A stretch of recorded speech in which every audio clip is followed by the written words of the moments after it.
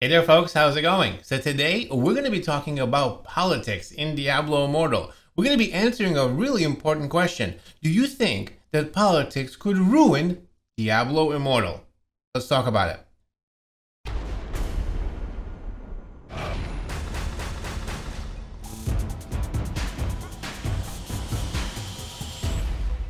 Good morning, good afternoon, and good evening, ladies and gentlemen. My name is Captain Nemo. Welcome to another Diablo Immortal video. Today, we're going to be talking about politics in Immortal. We're going to be talking about whether politics and drama can ruin some of the endgame modes for Immortal, specifically the Cycle of Strife. Because there could be some issues that could leave a really bad taste in a lot of people's mouths, specifically when it comes to drama. When it comes to politics, I'm going to be covering all of that in today's video. Remember, it's going to be chaptered, so you can skip around anytime you like via those chapters. While you're down there, make sure to smash the like button, hit the subscribe. You know what to do. Stay tuned to the latest Diablo Immortal content. So here you are, a brand new adventurer. You dropped into the game. You start playing. You're wrecking a bunch of monsters. You're running around Sanctuary, getting to Westmarch. You know, getting yourself a little bit of gear, some threads, maybe some jewelry, a little bling bling. Getting yourself situated in the game.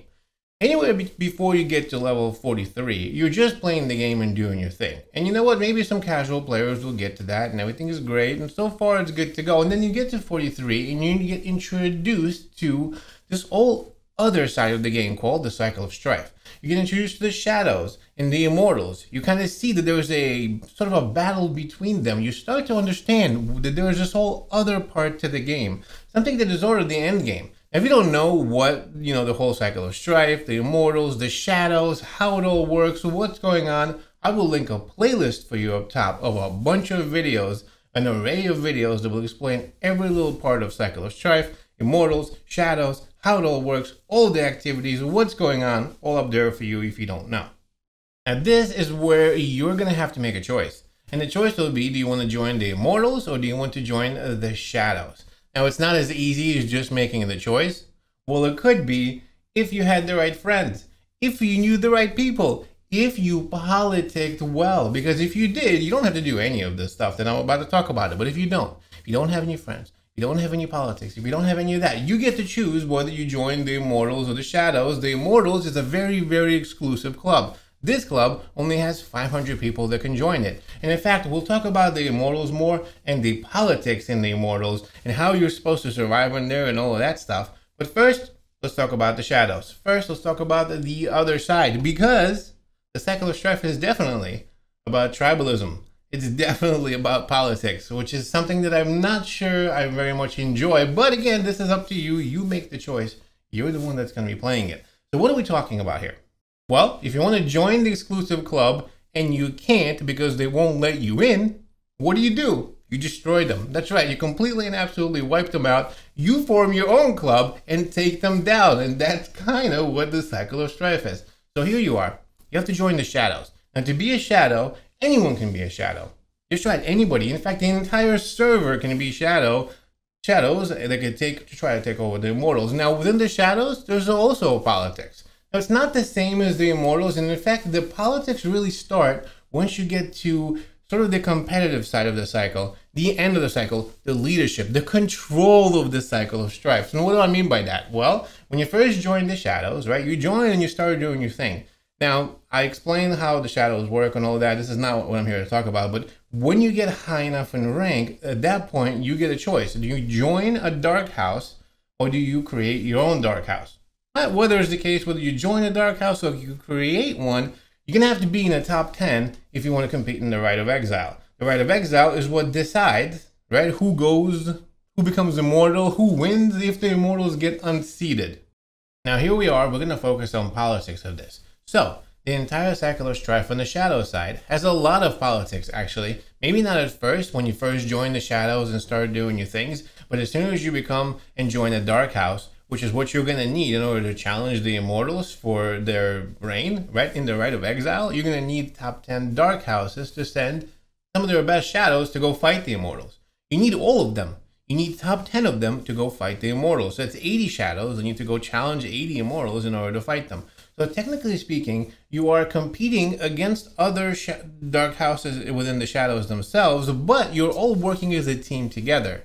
Except for the end, because when you win, if enough dark houses win, the entire cycle turns, the immortals get unseated, but only the number one dark house, only the number one dark house is the one that actually becomes immortal. And the leader of that dark house is the one that gets the ultimate control over all of the immortals, lieutenants, and etc., because then he or she becomes the immortal themselves.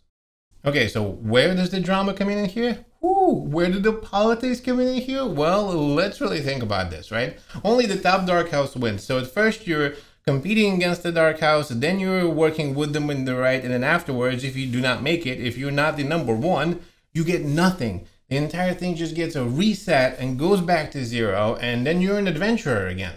So where do politics get involved here? Well, if you really think about it, what is really even the point of fighting in the entire Rite of Exile if you're not going to win? If you're going to be going into the Rite of Exile, and it's clear, almost, because a lot of times it will be, right, which is the top dark house.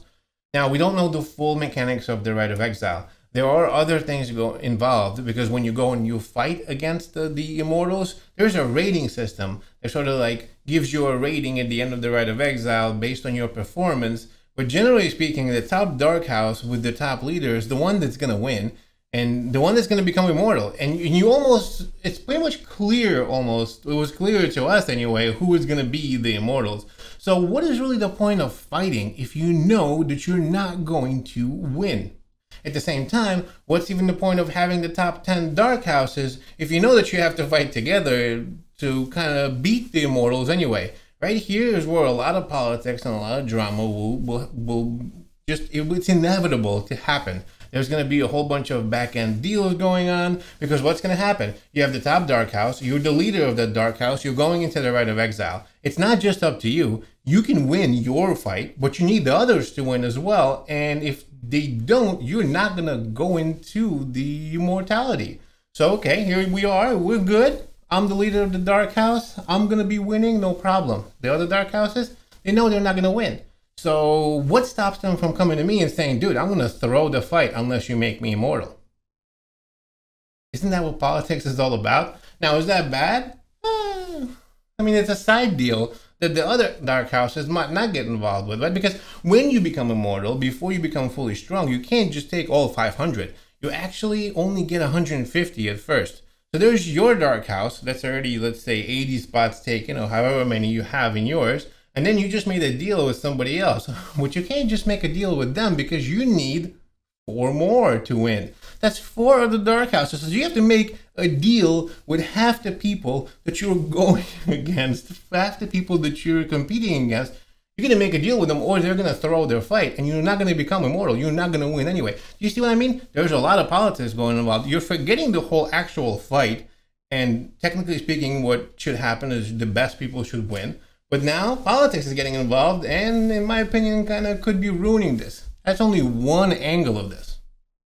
So now the top dark house wins. You as the leader become the immortal. Now you have the ultimate power. Not only are you the person that's going to be the gatekeeper for immortality, you're also the person that's going to be the one that has to deny other people the immortality. Because remember, there's only 500 spots that's available. You already cut a deal with a bunch of people to get yourself here, right? Now you get to the immortality, you get the 150 spots full, you start working together. This is where a lot more politics get involved. Now, when you join the immortals, you understand that when you become immortal, it's not about you anymore.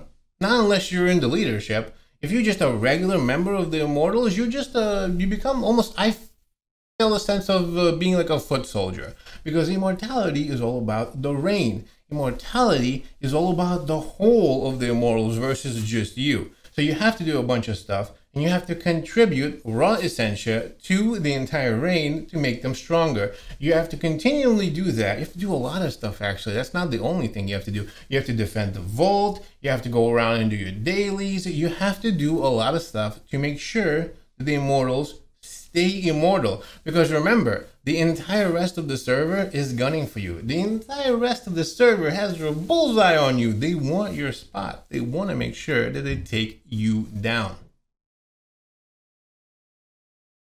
So you say, Nemo, okay, well, once we get past all the dark houses and the right of exile and the switch and etc., we're good to go, right? We're sailing into the sunset. No. Because when you get to Immortals, you quickly realize that the Immortals themselves are not all equal. In fact, there are a bunch of ranks within the Immortals themselves. There's a member, there's an elite, there's 4 lieutenants, and then you have a leader. So let's talk about that for a second. You got the regular members, which is most people. You have the elite. What can the elites do that other members can't? They can get cosmetics, they get better rewards, and they can also participate in something called the Keon's Ordeal. And the Keon's Ordeal has a bunch of really cool legendary gear attached to it. A chance for it anyway. So what ends up happening is if you are an elite and higher, you can participate. But if you are just a regular Immortal member, no note to you. No Keon's Ordeal for you. You have to stay behind and not do it. Interesting. So right there's a division between the regular members in the Immortals and the elites. Let's keep going. Lieutenants, there's only 4 lieutenants of the entire Immortal reign. There's 4 people, only 4, that will have specific, how can I put this? I mean, they'll have responsibilities, obviously. They'll have to do a bunch of stuff and be the best and all that good stuff, but they'll also have perks. Like, for example, they have better rewards than everybody else. They'll also have buffs that they can activate and no one else can. These are group buffs, but they have the buffs, not anybody else. So there's another division right there between the members, the elites, and now you have the 4 lieutenants. And then, of course, there's the leader who has the ultimate control. He is they are the Immortal. And, you know, they get to be the gatekeeper. They also get to be probably the single point of drama and a whole bunch of other stuff. I mean, I probably wouldn't want to be a leader. There's way too much involved with that. But let's talk about the other stuff.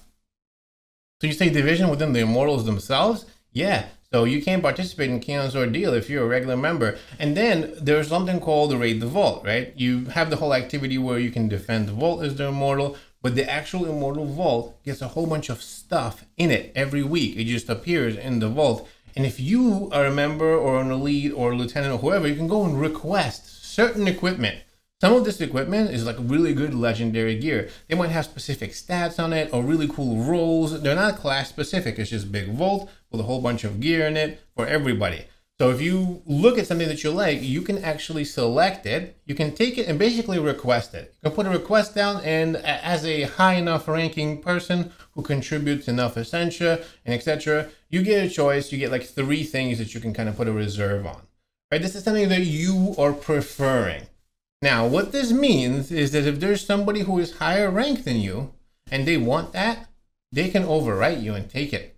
So it doesn't matter how much stuff you put in, doesn't matter how much whatever. I mean, there's more. I'll talk about the full video. Like, I'll give you an actual full video of exactly how it all works, so we'll have details. But in general, if you want an item and someone else is higher ranked than you, so if a regular member wants an item that an elite can overwrite, and an elite member wants an item that a lieutenant can overwrite, a lieutenant wants an item that a leader can overwrite, do you see what I mean? The higher you are in the rank, the more you overwrite others, and you can take their gear. You can take the gear that they selected first in the vault. Do you see how much drama that can create?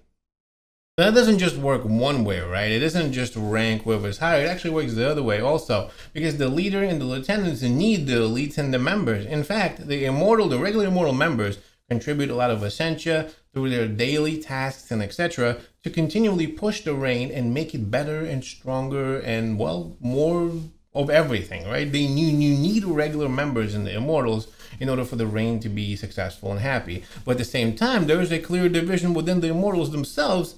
Like, for example, who can go to the Keon's Ordeal and who can't? Who can get the cool gear and who can't? Who can overwrite others and who can't? There is a clear division within the Immortals themselves, and that is going to create lots of drama. That's going to create lots of politics, being especially in the higher spots, because you'll have to deal with all of that. You have to figure that stuff out because you need the regular members. So you're going to try to keep them happy, but at the same time, you can only bring so many. And then there's the whole politics of friends versus not friends. And then there's the politics of the Immortals versus the Shadows, and the politics within the factions themselves. There is going to be so much drama. Think about it. Think about the person that's going to be pissed off because they wanted that crazy god roll on a specific item that they're not going to get because one of the lieutenants is going to overwrite them in the Raid the Vault, take it from them. They're going to get pissed. descend down from immortality to go challenge the leader, start doing a whole bunch of shady stuff in the background to get others to do the same thing. Do you see what I'm saying? This is going to be wild. Now, is this something the Blizzard team wants, or is that a side effect of just the game mode, politics, and the way humans are themselves? You tell me. You let me know what you think about all this down below. Do you think this is good? Do you think this is bad? Do you think this is not going to happen? Or do you think that we need to get our popcorn ready because the politics are going to start flying in the cycle of strife? I don't know. You tell me. I'd love to hear it down below. Thanks so much for watching this video. I'll see you in the next one.